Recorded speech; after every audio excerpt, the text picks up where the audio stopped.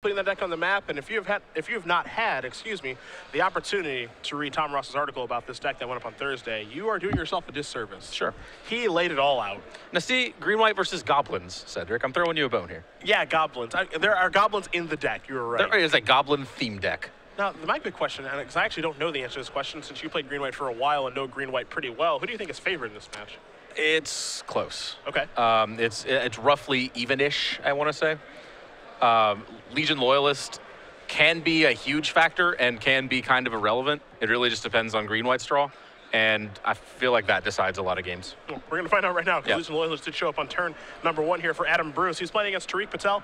Tariq again playing green-white. I believe both players did keep their 7 cards, so we're underway here in game number 1 of round number 8 of 10 here in Syracuse. And we see Sunblade Elf there in Tariq's hand.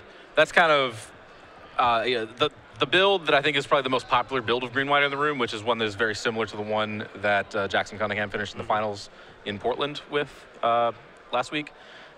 This particular list, I think, is pretty well insulated from the Legion Loyalist. You don't see Call of the Conclaves in this list. You see, I haven't seen that one for a long time, it feels like. Andy Boswell's playing 4 of them. This weekend? Yes. Wow, all right. Yeah. All right, the Boz. Yeah. But, and he knows what he's doing. Absolutely. I think. In second place with green, white, in Baltimore a couple weeks ago, and then Grand Prix runner-up. I got an idea that he knows what he's doing. He's even playing the 4th Advent of the Worm now. You must have had a talk. I mean, I've had several. You got to him finally. Yeah. A second Legion Loyalist there for Bruce before passing the turn back. Of course, we're looking at a 2-2 Sunblade Elf. Normally it takes until turn 2 to turn that on, but a Temple Garden has helped Tariq here. It looks like his second land, unfortunately for him, is going to be a Mana Confluence. Yeah. That's actually another one of the random factors that can decide things here. If green-white has to take a lot of damage from its lands, which kind of looks like what's happening here, then that can cause trouble as well. Now, the Rebel Red deck doesn't have the most reach in the world, but it has more than a lot of Tom Ross's typical builds of red decks do, with 4 copies of Stoke the Flames and 3 Lightning Strike. Yeah. Tom Ross, I believe his list from the Invitational had, what, just 3 Lightning Strike, I want to say? Maybe that when he's playing Ball Slide. He's not, I mean, typically his red decks don't have a lot of reach in them, but Stoke the Flames is such an unbelievable card that you're going to find that in this deck. Yeah, and a lot of synergy with the kind of the token side story for this deck. And Voice of Resurgence going to help out. But again, with double Legion Loyalist, if that Voice of Resurgence dies, it doesn't really leave anything useful on defense. A Burning Emissary is going to come in, and of course the trigger is going to add a red and a green mana, making Stoke the Flames even easier to cast if that's what Bruce wants to do on this turn. So he does have 2 mana floating, so he's going to activate a Mutavault with 1 of the mana. Let's see what else he wants to do here. So 1 mana floating, and there's a Stoke. There we go. To the head, I would assume. Yeah. Okay. So you think we're better off killing that than the Voice? Or sorry, just going upstairs instead of going at the Voice. I mean, the Voice and the Mutavault can trade now, and then it leaves a token behind, and you can start attacking. It's very dependent on what else is going on in Adam Bruce's hand. If those last 2 cards are Rubble Belt Makas or something like that, then I like just going to the head. Okay. And it looks like he manages to kill the Voice one way or another. That's a tough spot for Tariq. I think he has to block there. You don't want to take damage from recurring sources if you can avoid it. But that elemental token, again, pretty much useless on defense, which is where Tariq is going to be, I think. Voice and Mutavault do trade there. You do see the elemental token come in. Evan Irwin making an appearance here. It is a 2-2 for right now. Temple Garden's going to come in and play tap. You can see on Tariq's side, he does have a Banished Light in his hand that he can't cast just yet on this turn. Also to Johnny as well. I believe you might just see him deploy Soldier of the Pantheon this turn. Yeah, and that's actually a pretty reasonable kind of barricade to sit behind. The Soldier of the Pantheon can hold off Burning Tree Emissary just fine, and the 2-2 Sunblade Elf could hold off one of the 2 Legion Loyalists. That's assuming Adam Bruce doesn't follow up with anything else. And looks like double Soldier of the Pantheon. Pretty good follow-up. Yeah. And now Voice is going to come to the red zone because no sense in holding you back on defense. Yeah, for sure. And you're basically trading 1 damage to yourself off of that Mana Confluence for 1 damage to Adam. And I'm not sure that's a trade that favors you here. It's close. It is close. We saw Mutavault come right off the top and come directly into play here for Bruce. Again, he does have Stoke the Flames in his hand right now. You can see the 3 creatures in play, 2 copies of Legion Loyalist, and then a Burning Tree Emissary. Looks like we're going to fire up this Mutavault. Which cannot attack. Yeah, right? it cannot attack this turn. Okay. So I wonder if he is. Yeah, so that's gonna have to hang steady since you just played that one. That's a touch awkward. So now there will be a battalion trigger here. Okay. And did you catch a glimpse at the other card? I know, again, there is a Stoke the Flames. The other card currently is a mystery. Okay. It's going to be relatively difficult to cast, considering once you activate Mutavault, while it has Summoning Sickness, you can no longer tap it for mana. Yeah. And predictable blocks there for Tariq. We're going to see the Burning Tree Emissary trample over for 1. It has trample thanks to Legion Loyalist's ability. And then the other Legion Loyalist up top going to get through for 2. Yeah, so not the best exchange there at all. Yeah, it did not look like a profitable exchange on board. Certainly Adam lost some material there. The question is it going to kind of pay off later in terms of getting him to those magic numbers to be able to burn him out? Now, 9 is so much more than 8 here. That's, and you actually beat me to it. That's the big difference, right? Because if he's at 8, then you can run off 2 Stoke the Flames to get the job done. But being at 9, it's going to take more than that. Now, there is a mana confluence in play, so maybe Patel does deal himself 1 point of damage. We'll see. Yeah, and a lot of powerful but kind of expensive cards sitting in Tariq's hand. That's going to tempt him. Maybe he can gain some life off Soldier of the Pantheon. That might work. I've seen it before. You got to remember, though. Yeah. I've missed that trigger a lot. I'll admit it. I refuse to admit how many times I've missed that trigger. It's going to go down to 8 here. Yeah, I refuse to admit because I don't know. Yeah. It's a lot. We might see a Johnny this turn. Maybe a Johnny double strikes that voice token. If that's the case, that would be 8, 9, 10, 11, 12. That'd be Xaxes if you go for it. But I guess Mutavault could block, so. Oh, wow. That is a lot. Yeah, the alternative there would be, what, Banishing Light Legion Loyalist? That's not an exciting line. Yeah. I actually kind of like presenting lethal this turn because then Mutavault has to block. Yeah. So you're kind of removing an attacker and playing Stone Rain. Yeah, I actually like that a lot, and this is exactly what's going to happen. Again, the Voice of Research token is going to get double strike from a Johnny, so now that's basically an 8 power attacker, and then you add in the 6 points of damage. That's 14. As you predict, Mutavault going to jump in front, and I don't think Adam Bruce can actually. I don't think he has draws that get him out from this position. I think Tariq correctly identified that. So Sunblade Elf and Mutavault are going to trade. 8, 9, 10, 11, 12 points of damage will be dealt. So Bruce is going to go down to 2. And now Bruce is going to untap with just a Legion Loyalist and 2 Mountains in play. And I don't think there's any getting out of this. No. Rubble Belt Maka, lands. Yeah, they just can't do it. Does it exist? Not that I can think of. Double Rubble Belt Maka would swing back for 7. And then like land Legion Loyalist. I think that's too many cards. He had 2 cards in hand. Okay, draws 1 for the turn. That'd be cheating. Yes. What you're saying is that would be cheating. Yes. Okay, I understand. Yeah, with just 3 cards from that board, I don't think he can do it. I'm sure I'm wrong. I am willing to, I'm certain that like when I say it like that, like someone on Twitter is going to be like, no, he just draws this and then plays that and then attacks like this, and Trout's dumb. That like. Well, we can say that anyway. Sure. We don't need you to give us a reason, but we can just say that. Fair enough. Either way, Tariq Patel does win game number 1 here over Adam Bruce. Green White Aggro up a game over Rabble Red. I'm going to take a look at the Rabble Red sideboard. All right. I'll save Green White for you, nice guy that I am. Goody. 2 Museum Warriors, a Seismic Stomp, 2 Skullcrack, a Flames of the Firebrand, 4 Eidolon of the Great Revel, 2 Magma Sprays, and 3 copies of Dynacharge. If you are playing Green White against Adam Bruce right now, which of these cards are you scared of?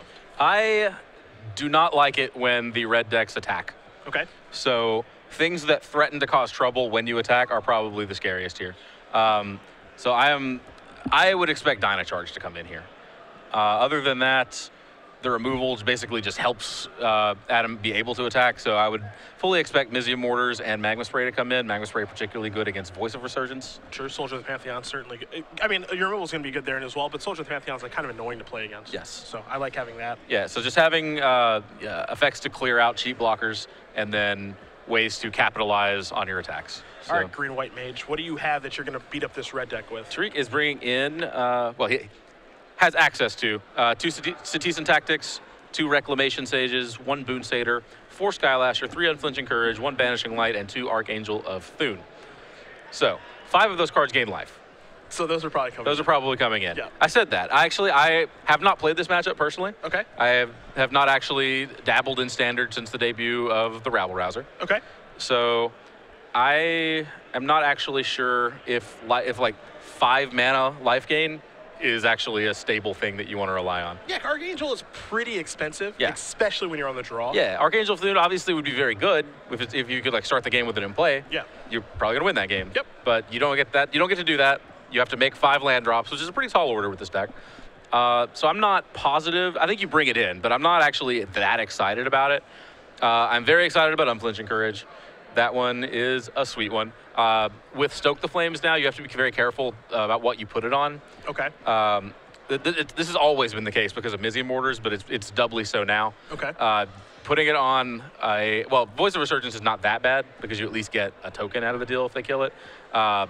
But trying to put it on like a 2/2 Experiment one or Sunblade Elf or something like that, that's just asking to get 2 for 1. So you have to be very careful about that card. You want to put it on a Fleeceman Lion or a Smiter if at all possible. Okay. But if you do, it probably wins you the game.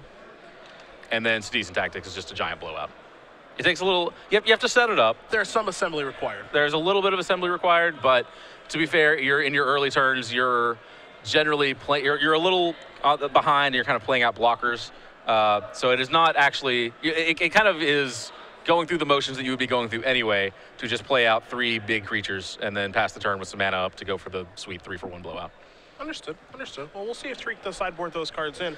Now, unfortunately for you, at the Autumn States that are taking place October 11th and 12th after Grand Prix Orlando, you won't be able to play this deck anymore, presumably, since most of your cards will rotate out. It won't be the same deck. Maybe green-white could be done again. It'll certainly be different. There will be green and white cards, legal and standard. I don't know that I will be drawn to them in the same way that I am drawn to these. Price Weaker Zagano will be gone as well. It's true. Some of your favorite cards are leaving us. That is true. I can't think of any just straight Theros block cards that are that I've like grown any like particular affinity for in the last year. Not a Corsair Crewfix kind of guy? No. No, me and Corsair, we have some bad blood. Well, maybe Cons will bring some brand new cards to you. Hopefully. The state championships here for Star City Games 2014. First place is going to get a picture of this play map, but it'll be black and white, and a medal as well to be when you do become champion. Chris Van Meter did win West Virginia State, so he has those things in his possession from our spring states earlier this year. This will be taking place October 11th and 12th. StarCityGames.com/states for any more information. Spring States was such a success, that we're able to do this yet again. So we're glad that you guys are enjoying it, and we're looking forward to hosting another one in the autumn over the weekend of October 11th and 12th with a basically brand new standard format there at Concert Arc here. Yeah. And you mentioned Chris Van Meter, another state champion that is going largely unheralded, I think, that I want to give a brief shout out to. Greg Orange, Minnesota State champion. The Citrus Assassin. Yes. Nice. Yeah, top 16. I believe he was top 16. I think so, yeah. Yeah, he was going very deep. I believe he lost to win it in the last round of the Pro Tour. He had quite the run. I didn't know he won states. That's awesome. That is really awesome. I know Matthias knows him pretty well. Yeah. So that is really, really cool. He definitely made a name for himself last weekend at the Pro Tour when he was playing Esper. I learned that he top 8 states while trying to compose an Animaniac-style ditty to recite the 52 state champions. This was an above the curve gag gone wrong. That sounds, I don't want to say bad. It just sounds like hard. I attempted to rhyme Greg Orange with Josh Ravitz. If you ever wondered what rhymes with orange, it's Josh Ravitz apparently. Oh, is that it? Yeah. That's it. Okay. Great. Yeah, I'm glad this never made it to air. Oh my God. It did actually. Oh, you. Yep. Always trying. We have a founder denizen to begin things, a goblin. Yeah. See? Yeah, here I am. There is a chance for me to show up during this match. Don't get me wrong. When the rabble rouser comes, yeah, I can show up. Nice. I'm looking forward to that. That'd be sweet. Well, the question is, do we have your tokens or Eric Smith's tokens in the kit? I don't know. Only one way to find out. Yeah, I'm excited to find out. It's the mystery box. All right. Here is a Temple Garden and a Soldier of the Pantheon. Temple Garden, the land to start here for Tariq yet again. He's had to take 2 for each time, but I'd say that that's okay because it's the most important land in the deck. Yep. Most important land, and getting something in play on turn 1. Very, very important. Remembers it. +1. It's a moral victory. It is. It's very important. And now there is a Firefish Striker. That's a pretty good Firefish Striker is very good here. That's 2 triggers. And now this is an attack. This is a weird spot. I think I am inclined to just shove the guy in front here. I think you trade. You're very happy to have a Soldier of the Pantheon against a Burning Tree Emissary. But if you don't trade here, that Firefist Striker is going to keep causing trouble. Yeah, I think you I think you trade early and often. Yes, I agree. Keep your life total as high as you can over the course of the game. Especially your deck can cough up copies of Mana Confluence, which actually just happened. Yep. There's a Forest. And we see, it looked like, I thought 2 Selesnya Charms. Okay, there we go. There's at least, I mean, there's an Unflinching Courage hanging out there. There's at least 1 Selesnya Charm there as well. And there you do see the 3/3 Fleecebane line. Mutavault's the draw here, and the land that comes into play for Bruce. There's also a Lightning Strike here, so we're going to fire that off, get the Fleecebane line off the table. So having a removal spell for the turn 2 creature that could wear the turn 3 pants is huge here.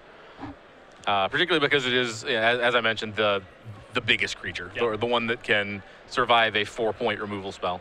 There's a replacement Denizen. Here's an attack for 4. So this is a really good start for Adam Bruce. It is. Patel's already down to 15. We'll see what his play will be on turn 3. Yeah, and with a board presence like this from Adam, I'm not even sure that turn 3 creature, turn 4 Unflinching Courage is going to be good enough. Might be too slow. It might be. Now, if that creature is a 2/2 Knight from Selesnya Charm, then it oddly enough, even though it is just a 2/2, it may be faster at that point because it gets to attack for 4, gain 4 life, and then represent 4 more damage or 4 more life on defense. Okay, I see what you're saying. It also, by virtue of being an instant, plays around Firefist Striker. Yeah, and you could, I mean, we could see this turn for Patel where he goes, all right, play my Temple of Plenty, play a Selesnya Charm as a 2/2 to trade with your Firefist Striker. Yeah. Take, 4, maybe even 5 points of damage, go down to 10. The following turn, play Loxodon Smiter, and then he's stabilized. Yeah, the tension there is the alternative. The alternative there is to just jam the Loxodon Smiter this turn, take your licks, which would be 7 on board. Yeah, a healthy amount. And then play Unflinching Courage, and then you've got a 6-power lifelinker, which might be better. Again, it's really close. I mean, if you're Adam here, one thing is for sure, you have to play around exactly 1 card. And that 1 card right now is Selesnya Charm. It looked like, I believe that was a Mizium Mortars drawn for Adam Bruce. So that is going to be big trouble for that Loxodon Smiter later. Adam goes crashing in. You don't actually have to play around Selesnya Charm. Yeah, you don't have to. You're honestly, definitely right about that. Honestly, I think even if you could just look at Tariq's hand and could see the Selesnya Charm in there, I'm pretty sure you just have to jam here. Yeah, no, you're definitely still attacking. I'm just saying, basically my point is, like, that's the only card that's on your radar at this point. It's like Selesnya Charm or Skylasher. Yeah. Basically. Yeah, this is not a deck that wins by sitting still, that's for sure. Skylasher, huh? What? I would board it in. Would you, though? I just don't want to die. All right, fair. That's literally it. No, I mean, well, there is some merit to it. I think you have too many things trying to come in to actually do it, but yeah, I guess sure. I mean, I can see the concern about it. There's a bit of a misstep there by Bruce, playing the Rakdos Cackler after combat, not pumping up the Foundry Deep Denizen. You could make the argument that he was trying to, represent a Titan Strength or a Rebel Belt Maka. Yeah. But truth be told, in that situation, your opponent really isn't going to play around it anyway. Like, his back's already so far against the wall, he can't really afford to play around that sort of effect. So you're going to get an Unflinching Courage on the Knight token. This is going to put Patel up to 13, I believe. Now, it's not going to be able to block now because of Firefist Striker, but it's still a pretty good turn. It's also not going to be able to block because it's going to eat a Mizium Mortars. Yeah, that's a thing. So that's a problem, too. Yeah, whether or not that Mizium Mortars hits Knight with Unflinching Courage or Loxodon Smiter, it's going to be a blowout. Yeah. The brief hesitation there for Tariq. I got excited for just a second. Maybe I have a God's Willing, but that's not the case. A Johnny's Presence. Here's a beatdown for 6. Patel's going to go down to 7. Now Loxodon Smiter may not be able to stabilize the game. You just see his hand right now. He does have a copy of Voice of Resurgence. Yeah, against Firefist Striker, and particularly with the Mutavault lingering back there as well.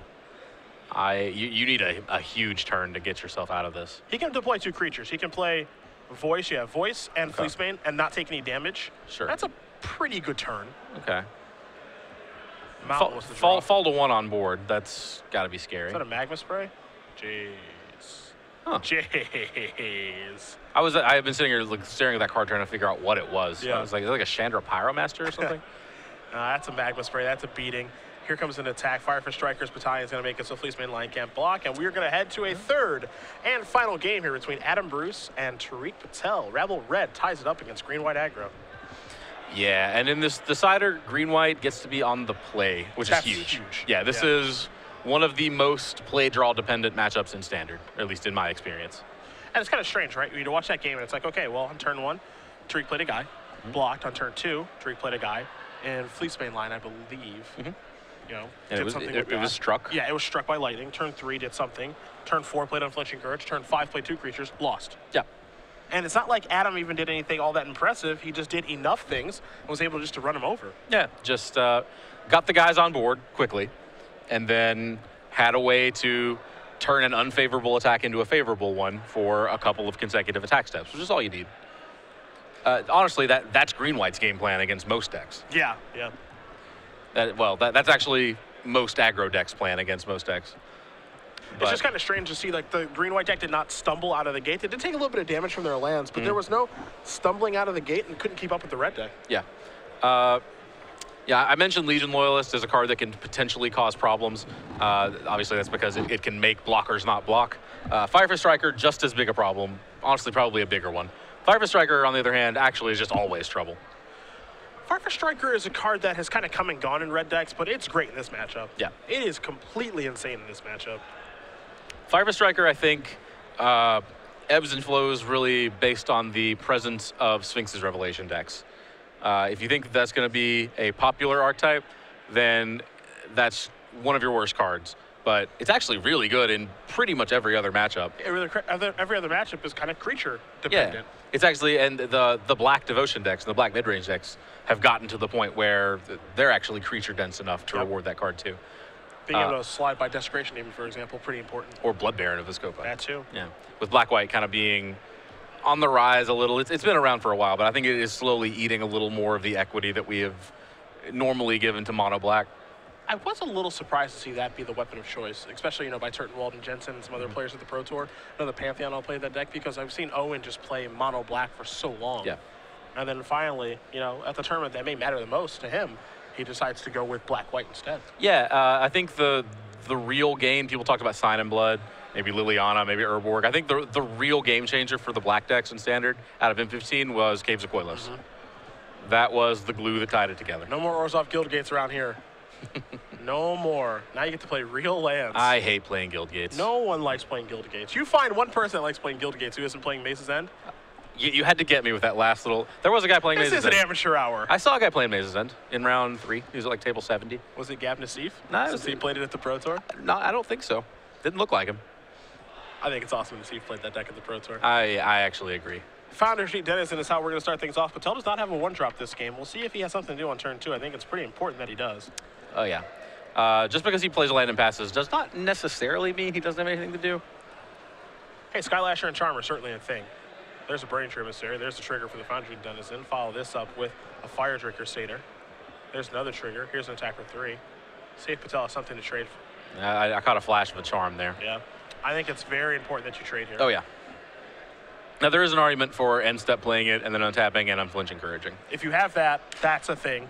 But, you know, the problem I have with that is that's not even like a game-winning play anymore.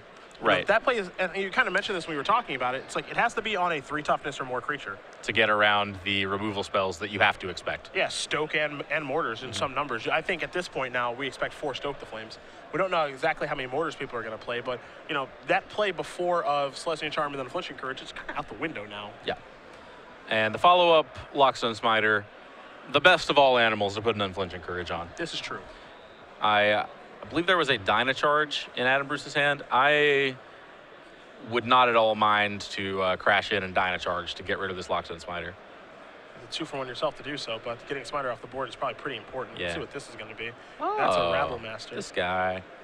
I feel like we wanted to do that post-combat. Yeah, because now you have to throw the 1/1 away? Uh-huh. Unless we just want to jam here. Yeah. That's aggressive. Maybe he did do it post-combat, actually. I guess we don't actually know. Yeah, I mean, we'll see. It looks like it is pre, but we'll see what happens here. I'm going to make an appearance. That's exciting. Yes, it is. That's just going to get eaten. Now, yeah. Oh, yeah, it doesn't actually matter. I don't know. Yeah, sure. If he's not attacking anything else, it doesn't matter. Yeah. I agree with you there. Okay. And clearly he was not, so it does not matter. In my head, the Rabble Master had to attack that turn. Not yet. That'd be even better. Next honestly. turn. Yeah. Next turn, though. You better look out. Yep. So Tariq does get to untap with the Smiter. Still in play. He has unflinching courage.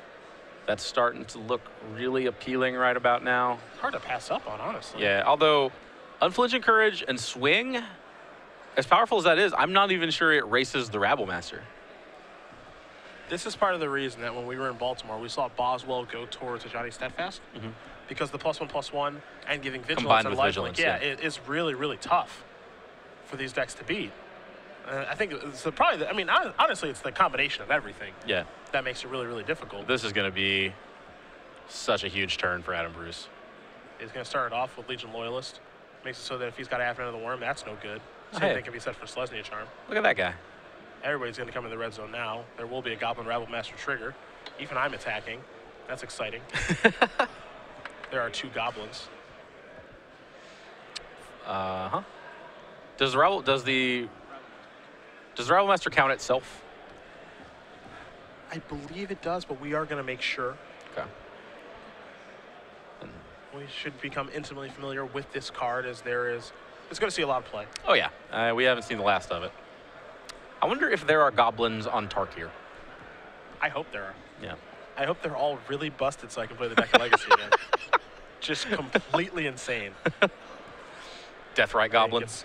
It gets coming soon. +1/+0 and cylinder for each other attacking goblin. So right now it's a 4/2. Okay. And it also does have First Strike and Trample due to Legion Loyalist. And it's about to get another +2/+0. Because that last card in Adam Bruce's hand, well, one of the last 2 cards, is a potentially backbreaking Dynacharge. Yeah, this Dynacharge looks like it's going to be, like, really good. Yeah, for about 20. Yeah, here's I'm estimating, but... a rough guesstimate. Yeah. It's going to be a Tactics. It's going to make the Smiter into a 5/5. So this Tactics is actually pretty good here. It is, yeah, it helps a lot. So the question is, what he wants to do is... Okay. He's going to overload Dynacharge. I think he's overloading Dynacharge no matter what. Yeah. So it's going to be all the creatures +2/+0. Now, Smiter is going to be able to win the war against Fire Drinker Crusader and shoot something down. Yeah. And I think the thing that Tariq wanted to shoot down was the Rabble Master. Now, he actually does he has a Selesnya Charm left in hand, I believe. Okay. And if that's the case, he actually wants to be careful to make sure there is a target for it. Right now, the only target would be the Rabble Master. Okay. So there's a strong argument for actually fighting something else. Yeah, I could see that, actually. That's if he has the charm. Yeah. I'm not positive that he does. Yeah, if he has the charm, he just exiles the Rabble Master, and then your Tactics is resolved so that you fight something smaller. Because now he has the fight here, and those 2 things are going to trade. So the Fire Drinker Crusader is going to make it out of combat now. Okay. And now you get across 1, 2, 3, 4, 5, 6, 7, 8, 9, 10 points of damage. So now all of a sudden, Patel's down to 10 by my math. And actually, more than that, Yeah, because you were counting the Satyr, the Fire Drinker has Trample, so let's make it 14, because the blocker's gone. Was that a good turn? You said it was going to be a good turn. Yeah. I didn't think it was going to be that good. That's a good turn. Yeah. Yeah, Dynacharge is a sweet, sweet Magic card. I actually was, I don't remember who I was talking to earlier today, and I said that I don't want to like commit to this and be like, this is definitely what I would play, because I would give very strong consideration to green-white as well. But don't think it would be that bad an idea to just go copy a block deck list from last year. Just one of the Return to Ravnica block mono red lists. Okay. Just 30 creatures, 4 Dynacharges get you. Hey, Patrick knows a lot about that deck. Yeah. He played something very similar at that Pro Tour. See, everything's going to attack here. I mean, we're basically presenting lethal, and Bruce's draw for the turn was a Stoke the Flame, so I'm not sure Patel has a way out of this. And Patel was on the play this game, and he's going to extend the hand. So Adam Bruce will show the Stoke the Flames to Tariq and say, hey, I've got what I need, and I'm 8-0, my friend. And with any luck, he's double drawn in. Yeah. Doesn't need that much luck. Really doesn't need any, to be honest. Yeah. We're barely over the cutoff here, I think. Yeah, so. we are. This table won. They were sitting at 7-0. There was a 7-0 versus a 6-0 one at table 2. And other than that, everyone is. Go. Yep.